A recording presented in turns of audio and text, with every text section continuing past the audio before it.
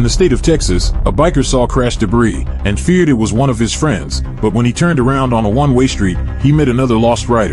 The rider gives a short explanation of the incident. And I didn't know! I had no idea that there was some freaking squid following me up the wrong way on a one-way street. So I lock up my brake, do this, and kablam! Anyway, so watch the video.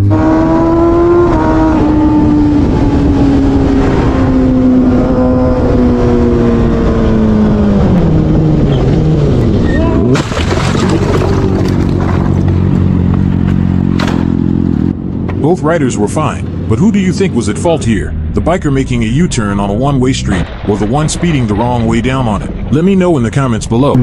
Yeah, so that happened. I finally got a hold of the guy, talked to the guy. The guy says it's my fault.